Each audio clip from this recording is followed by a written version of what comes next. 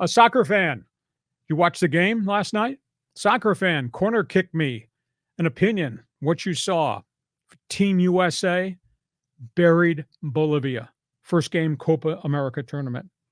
They scored 2 minutes in. Christian Pulisic scored first shot of the game with a bullet. Top shelf. Amazing. Came back. He set up one of their young forwards. You and I have been talking about other names on the roster leading into this thing. Mm-hmm. Fobelargen. He scored on a rocket shot from about 40, 50 yards out. Almost scored 2 other goals. Gioreno had one really good look. Ricardo Pepe got robbed twice in front of the net when he broke in alone. The goaltender made a defensive face-first save. Team USA came just storming out of the gates. I couldn't believe how they played on the edge, and Bolivia was on its back heels and pushed into the parking lot. So Team USA's first win over Bolivia. They'll play their second game on Thursday. They get Panama. Meanwhile, England, which has not had a lot of great global success, is fighting like hell to get to the knockout round. England's going to play a third-round game here, but there's a lot of criticism that they're not dominating. Well, their star, Harry Kane, who had played in the English Premier League and last year jumped and went to Germany. Harry Kane plays for the national side. He's their big gun, their big scorer. He took exception to the analyst on TV. The BBC has just, I watched a little bit of what the BBC commentators had to say about Team England. And I thought, geez, these guys have a tie and a loss, and you're berating them as if they're incompetent. Harry Kane at the podium after the England game with Denmark, who wound up in a surprise 1-1 tie. Harry Kane addressed the BBC. And their lead analyst is a guy by the name of Gary Lineker. He was a former great English player, then became a coach. Now he's an analyst.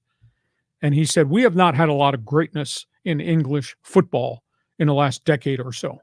Oh, by the way, Gary Lineker, you're part of that failure. So don't sit here and berate this team.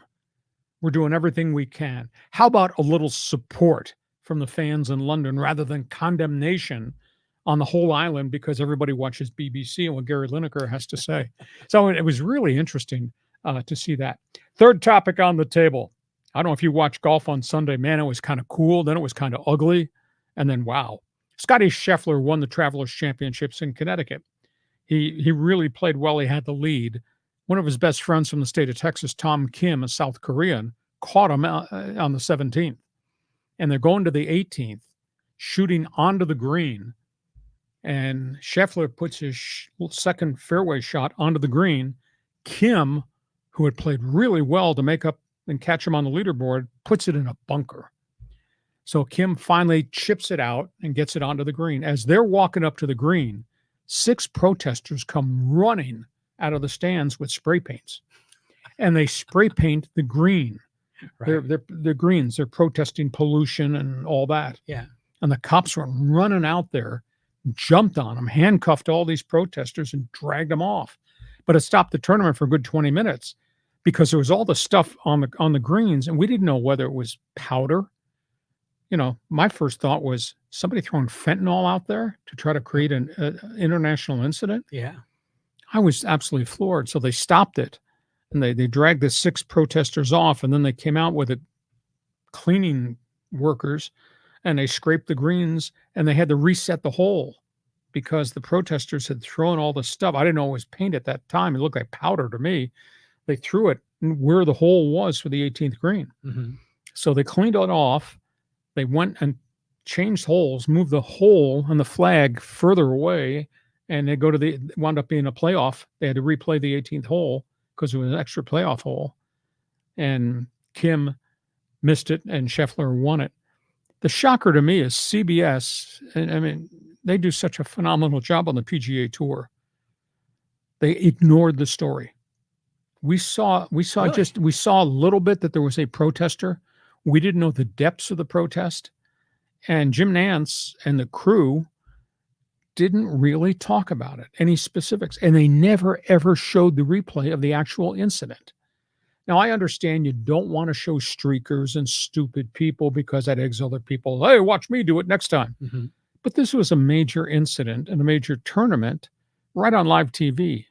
and you didn't cover it. I was kind of disappointed in CBS because I didn't know that there were 6 protesters. I only saw one. I saw substance near the 18th hole in the flag, and then it really, because the golfers walked away, and like, what is that? Is it anthrax? I mean, it could be anything. Right. It could be fentanyl. It could be sand. And we found out later it was paint. The CBS didn't do a job. Your job is to report. Report Scheffler, report Tom Kim, report the incident, and talk about it. I thought they really lacked in coverage there. Sidebar story on Friday. His name is Cam Young. It is blazing hot in Connecticut in the Travelers. Course was really tough to deal with. The conditions were tough. The dude shot an 11 under 59. You never did that. No, not a chance. He had 7 birds and 2 eagles. He shot a 59 in obsessively hot, muggy conditions in Connecticut. And he climbed up the leaderboard. I think he wound up finishing 5th. It was kind of fascinating to see.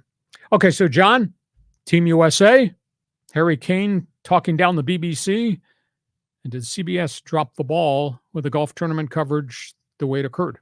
Well, I watched the Team USA game against Bolivia. It was great. I loved it when Pepe came into the game and instant energy, instant pressure on the goal. And he really deserved at least one of those. It was kind of a shame. But Bolivia, they were saying it's kind of a down team. So now they get Panama. And I know the Americans have struggled against Panama. But imagine if they got to the semifinals in this tournament. Knockout round, baby. Yeah, and if they got to the semifinals and they're in the mix with Brazil and Argentina, that would be a win overall for the program. I think the cool thing is we have seen Christian Pulisic grow up from a teenager into a man. Oh, yeah. He looks so different in confidence in his approach. So if you're a soccer fan, how cool is this? And, John and I have talked for the last calendar year since the last World Cup that they got some kids coming. And I didn't know who Balogun was. I started checking and I started talking about Balogun.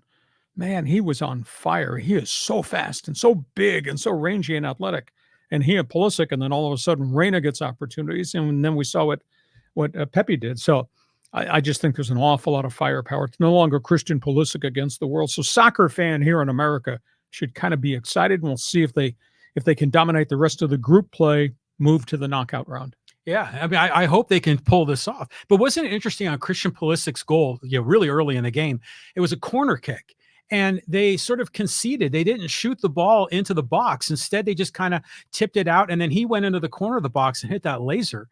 When that happened, I was originally disappointed, but obviously it was a great plan. It was all game plan. They were going to do something really different. Mm-hmm. I mean, he dumped the corner kick into a teammate who gave it back to him, and Pulisic bolted right, and he unleashed a shot top corner. Over the goaltender's head, right to the corner of the crossbar. He wedged it in there. So I was impressed. And the golf situation. First of all, I saw Tom Kim on the leaderboard, and I had to do a double check. I thought it said Tom Kite, which is going way the hell back. Scheffler winning again, and this time in extra innings. But the whole protesting thing, I mean, I kind of understand why CBS doesn't cover it because they want to stay neutral politically on these things. They really should cover it, though, because it was a disruptive event. But for the life of me, I don't understand why protesters do this. I mean, you have a cause that you fight for, great, but don't disrupt other peaceful people, to try to make a spectacle of yourself. That was a shame. And then the England story, it's funny how Kane is calling out the analyst saying, you're part of the problem. Why don't you support us? That's how people usually comment about you. It's about you're always like negative on the Padres or someone else. Just jump on the host. That's okay. That's fine. Who do you think will be co-hosting with you next week? Hey, listen, our podcast is brought to you by Dixieline Lumber and Home Center's 9 store locations to serve you in San Diego. You got projects. We want you to deal with them. And by North County Eye Center, Poway and Escondido, a free vision exam for anybody who gives them a call. Set up the appointment right now. Just make sure you tell them Hacksaw sent you.